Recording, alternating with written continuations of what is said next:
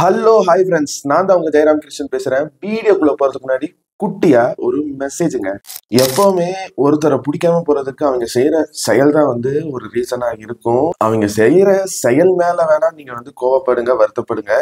ஆனா எக்காரணத்து கொண்டும் அந்த ஒரு தனி நபர் மேல உங்க வெறுப்பை காட்டிடாதீங்க.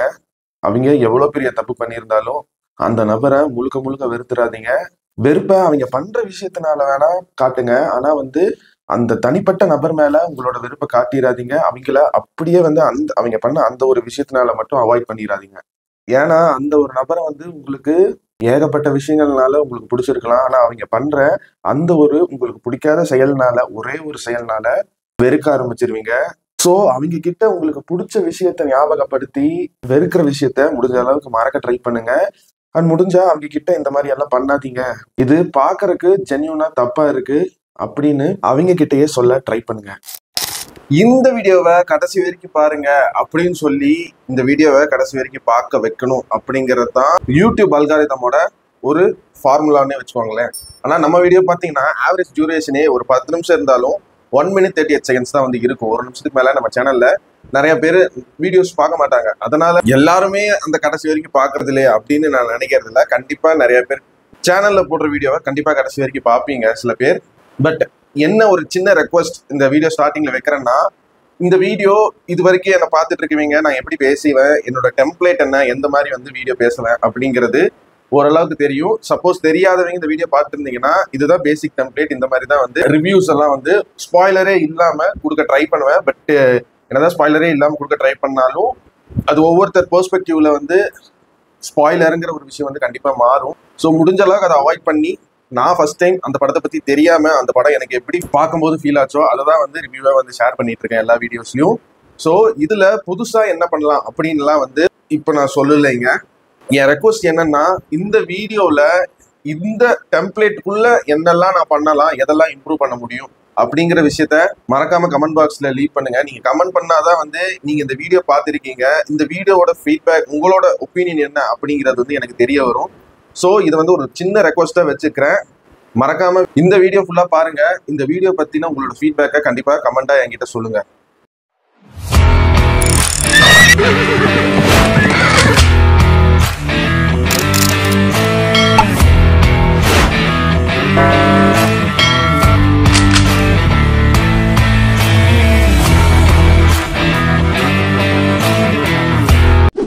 சரிபோத்தா சனிவாரம், சூர்யா சாட்டர்டே. பையன் சின்ன வயசுல இருந்தே கோவப்படுறான். ஸோ அதனால அம்மா சனிக்கிழமை மட்டும்தான் நீ கோவப்படணும் அப்படின்னு ஒரு ரூலை ப்ராமிஸா வாங்குறாங்க.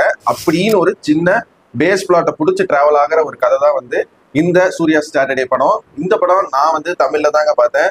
ரொம்பவே கன்வின்சிங்கான ஒரு தமிழ் டப்பிங் தான் போயிருக்கு. கதையை எந்த வகையிலுமே டைவர்ட் பண்ணல. சில டப்பிங் படங்கள் பாத்தீங்கன்னா டைலாக்ஸ் தமிழ்ல ஒரு இதா இருக்கும். பட் ஆனா தெலுங்குல பார்க்கும்போது சப்டைட்டில்ஸோட கனெக்ட் பண்ணி பார்க்கும்போது என்ன இந்த டைலாக் வேற மாதிரி இருக்கே அப்படிங்கிற மாதிரி தோணும். பட் அந்த மாதிரி எல்லாம் இல்லாம எப்படி இதோட ஒரிஜினாலிட்டி தெலுங்குல பாக்குற ஃபீல் இருக்குமோ அந்த மாதிரி டைவர்ட் இல்லாம ஒரு சூப்பரான ஒரு டப்பிங் ஒர்க்கையும் டப்பிங் ஸ்கிரிப்டையுமே நல்லா எழுதியிருக்காங்கன்னு சொல்லணும். ஸோ எடுத்தோடனே இது ஒரு நியூட்ரல் பாயிண்டா சொல்லணும்னு நினைச்சேன். அண்ட் இந்த படம் பாத்தீங்கன்னா இது ஒரு சின்ன ஸ்பாய்லர் அலர்ட் முன்னாடி வச்சுக்கிறேன். ஆனா படம் பார்க்கும்போது இது எந்த அளவுக்கு உங்களுக்கு எஃபெக்ட் ஆகும்னு தெரியல. இந்த பாயிண்ட் என்னன்னா, ரைட்டிங். நீங்க தெலுங்கு சைடு போயிட்டீங்கன்னா என்னதான் அவங்க மாஸ் மசாலா கமர்ஷியல் ஆக்ஷன் அந்த மாதிரி போனாலும் அந்த ஸ்டேஜிங் ஃபைட் நடக்குதுன்னா அதுக்கான பில்டப், அந்த ஸ்டேஜிங் ரொம்ப சூப்பரா எழுதியிருப்பாங்க. அந்த ரைட்டிங் இந்த சரிபோதா சனிவாரத்திலயுமே சூப்பரா ஒர்க் அவுட் ஆகிருக்கு. படத்தோட ஃபர்ஸ்ட் சீன் தான் படத்தோட இன்டர்வல் சீனுமே, அதே சீன் தான் படத்தோட கிளைமேக்ஸ் சீனுமே. ஸோ இதை தான் ஃபர்ஸ்ட் எழுதி இதுக்கேற்ற மாதிரி ஸ்டோரியை பின்னி சூர்யாங்கிற கேரக்டர் டெவலப்மெண்ட்டை எப்படி கொண்டு போயிருக்காரு அப்படிங்கிற ஒரு ரைட்டிங் விஷயம் தான் இந்த படம் பார்த்து முடிக்கும் போது எனக்கு சூப்பரா ஒர்க் அவுட் ஆயிருச்சு. அந்த கேரக்டர் ஆர்க் ஒரு பக்காவான கேரக்டர் ஆர்க்கா எனக்கு தெரிஞ்சுங்க.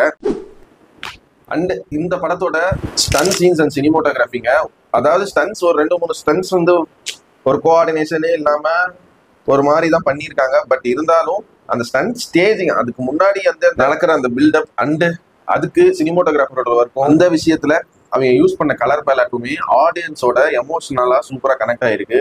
பாக்குறதுக்குமே ஒரு ஃப்ரெஷ்ஷான ஒரு ஃபைட் சீனை பாக்குற மாதிரி ஒரு ஃபீலையும் தந்துச்சுங்க. படத்தோட பெரிய முக்கியமான ஒரு பலமே இந்த படத்துல யூஸ் பண்ண ஆர்ஆர் ஒர்க்கும் மியூசிக்கும் தாங்க. Jakes Bejoy once again king of கோத்தாக்கு அப்புறம் இந்த படத்துலயும் ஒரு அமேசிங்கான ஒர்க்கை வந்து கொடுத்திருக்காரு. ஒரு சீனை எலிவேட் பண்றதுக்கு என்னெல்லாம் பண்ணணுமோ எல்லா டிபார்ட்மெண்ட்லயுமே வந்து சூப்பரா ஒர்க் பண்ணிருக்காங்க. ஆர்ட் டிபார்ட்மெண்ட்ல இருந்து makeup artist, costume designer, background artist, stunt coordinator, music director, editor, இந்த படத்தோட ரைட்டர்ஸ், டைலாக் ரைட்டர்ஸ், இந்த மாதிரி எல்லா டிபார்ட்மெண்ட்ஸுமே வந்து டெக்னிக்கலா சூப்பரா இந்த படத்தை ஸ்ட்ராங்கா கொண்டு வரதை தாண்டி ஆடியன்ஸுக்கு இந்த படம் எந்த மாதிரி இருக்கணும் அப்படின்னு அவங்க டெலிவர் பண்ண விதம் ரொம்ப அருமையா இருந்துச்சு.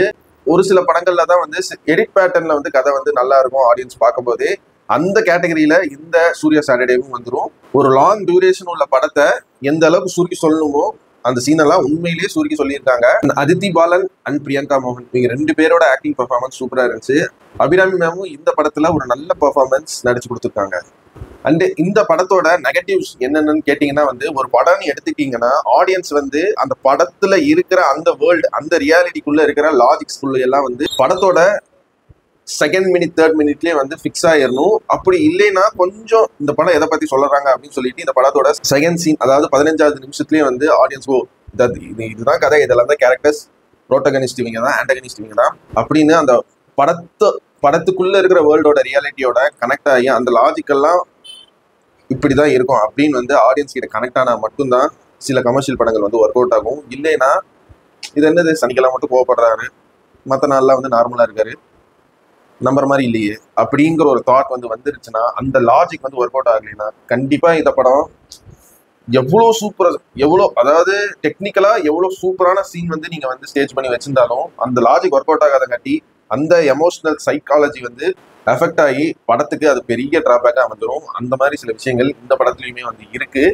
அண்டு நான் முன்னாடியே சொன்ன மாதிரி இந்த படத்துல சூர்யாவோட கேரக்டர் ஆர்ட் டெவலப்மெண்ட் ரொம்ப நல்லா இருந்துச்சு. அப்படிங்கிறத தாண்டி அந்த இம்பார்ட்டன்ஸை வந்து சூர்யா கூட டிராவல் ஆகிற எல்லா கேரக்டர்ஸுக்குமே and what is the purpose, ஆங்கரோட பெரிய பர்பஸ் என்ன அப்படின்னு கடைசியில லாஜிக்கலி இந்த படத்தோட ரியாலிட்டிக்குள்ள சூப்பரா வந்து கன்வே பண்ணிருக்காங்க. பட் ஆனா அந்த ஒரு நாளை மட்டும் கான்சென்ட்ரேட் பண்ணியிருக்காங்க. மீதி அந்த வாரத்துல இருக்கிற 6 நாள்ல வந்து இவர் என்னெல்லாம் கோ த்ரூ பண்றாரு, அவரோட ஆங்கர் மேனேஜ்மெண்ட் எந்த அளவுக்கு இருக்கு, ஒருத்தன் எந்த அளவுக்கு கோபத்தை கட்டுப்படுத்துறானோ அந்த அளவுக்கு ஒரு கோபத்தோட வெளிப்பாடு வரும்போது அந்த கட்டுப்படுத்தின அந்த கோபத்துக்கு ஏத்த மாதிரி ஒரு மீனிங்ஃபுல்லான ஒரு கோபம் தான் வந்து படத்தோட ஹீரோ பண்றாரு அப்படிங்கிற மாதிரி ஆடியன்ஸும் ஹீரோவோட எமோஷனை வந்து ஃபீல் பண்ண முடியணும். பட் ஆனா நிறைய இதுல வந்து சனிக்கிழமை வந்துருச்சு, சண்டை போட போறாரு, அவ்வளவுதானே அப்படிங்கிற மாதிரி வந்து நிறைய சீன்ஸ் வந்து ஆயிருது. அண்ட் மற்ற கேரக்டர்ஸுங்க, சூர்யாவோட அப்பா கேரக்டரா நடிச்சவரா இருக்கட்டும், அண்ட் இந்த படத்துக்கு வில்லனுக்கு ஒரு அண்ணன் கேரக்டரா வருவாரு அவரா இருக்கட்டும், அதெல்லாம் பாத்தீங்கன்னா ஸோ லாஜிக்கலி இந்த லேயர் வந்து இது நடக்கணும்னா இந்த கேரக்டர் இப்படி பேசினாதான் இப்படி பண்ணாதான் நடக்கும் அப்படிங்கிற மாதிரி வச்ச மாதிரி இருந்துச்சு. ஏதோ ஒரு கிழிஞ்சு போன பேப்பர்ல இந்த பிட்ட சேர்த்தா சரியாயிருந்த ஒரு சாலிட் பேப்பரா வந்து மாறிடும் அப்படிங்கிற மாதிரி ஒட்டி வச்ச மாதிரி தான் வந்து சில கேரக்டர்ஸ் எல்லாம் இருந்துச்சு. அதுக்குமே வந்து ஒரு டெப்த், எந்த அளவுக்கு ஒரு ப்ரோட்டகனிஸ்ட் கேரக்டருக்கு ஒரு டெப்த் கொடுத்துருந்தாரோ அந்த டெப்த் அந்த கேரக்டர்ஸுக்குமே வந்து கொடுத்துருக்கலாம் அப்படிங்கிற மாதிரி வந்து எனக்கு படம் பார்க்கும்போது தோணுச்சு. அண்ட் டியூரேஷன் 2 hours 48 minutes வந்து இன்னுமே கட் ஷாட் பண்ணி ட்ரிம் பண்ணி ஒரு 2 hours 25 minutes மேக்ஸிமம் இந்த படத்துல நடக்க வரதை ஈஸியா சொல்லியிருக்கலாம். ஆடியன்ஸும் என்கேஜா வந்து ஃப்ரம் த ஃபர்ஸ்ட் சீன் வந்து கடைசி சீன் வரைக்கும் வந்து பார்த்து இருப்பாங்க. லவ் ட்ராமா ஓகே, லாஜிக்கலி சூப்பரா உட்கார்ந்துருக்கு. படத்துல அவங்க எடுத்துக்கிட்ட அந்த ஒரு பேஸ் கண்டென்ட்டுக்கு ஃபீமேல் கிட்ட இருந்து சூப்பரான ஒரு ஒர்க்கை வந்து வாங்கியிருக்கலாம். ஆனா நான் எதிர்பார்த்ததை பண்ணலைங்க. பட் ஆனா வேற மாதிரி ஒரு விஷயம் வந்து பண்ணியிருக்காரு டைரக்டர் விவேக் ஆத்ரேயா இந்த படத்துல. அது எனக்கு பெருசா வந்து இந்த படத்துல ஒர்க் அவுட் ஆகாத மாதிரி தாங்க இருந்துச்சு. பட் ஸ்டில் இந்த படத்தை நீங்க ஏன் பார்க்கலாம் அப்படின்னு நீங்க கேட்டீங்கன்னா, எஸ்ஜே சூர்யா இன்னொரு one of the reason. Music director Jakes விஜய்க்கு அப்புறம் எஸ்ஜே சூர்யா கிட்ட என்ன ஒரு வில்லத்தனத்தை எதிர்பார்த்துட்டு வரீங்களோ அந்த ஒரு வில்லத்தனத்துல இருக்கிற ஒரு ஹியூமர், நான் தாண்டா வில்ல இந்த படத்துக்கு அப்படிங்கிற மாதிரி வந்து நடிச்சு கொடுத்துருக்காரு. அண்ட் இன்னொரு ரீசன், இந்த படத்தோட ரைட்டிங்க சூப்பரா வந்து அவரோட ஆக்டிங் மூலியமா நடிச்சு கொடுத்த ஆக்டர் நானி சூர்யாங்கிற கேரக்டர்ல ஒரு பக்காவான ஆக்டிங், அதுவும் ஆக்ஷன் சீன்ஸ் எல்லாம் சூப்பரா நடிச்சிருக்காரு. அந்த கோவத்தை கண்ட்ரோல் பண்ற விஷயம் எல்லாம் ஒரு சின்ன சின்ன மைன்யூட் ரியாக்ஷன்ஸ்லயே அழகா கன்வே பண்ணிடுறாரு. நானி கிட்ட இருந்து இந்த படம் ஒரு நல்ல பெர்ஃபார்மன்ஸ். அவருக்காகவும் எஸ்டி சூர்யாக்காகவும் இந்த படம் பார்க்கணும்னு நினைச்சிருந்தீங்கன்னா கண்டிப்பா இந்த படத்தை தமிழ் டப்லயே வந்து கண்டிப்பா பாருங்க. ஸோ இந்த சரிபோத சனிவாரம் சூர்யா சாட்டர்டே படத்துக்கு என்னோட ரேட்டிங் பார்த்தீங்கன்னா 100க்கு ஒரு 65 மார்க்ஸ் தாராளமாக தருவாங்க. Surya's Saturday works commercially but has to build a good narrative story in some points. And நான் உங்களை இதே மாதிரி இன்னொரு சூப்பரான வீடியோவில் சந்திக்கிற வரைக்கும் நீங்களும் நல்லா இருங்க, எல்லாரையும் நல்லா வச்சிருங்க. அவ்வளோதாங்க விஷயம். நன்றி, வணக்கம், பை பாய், நான் வரேங்க.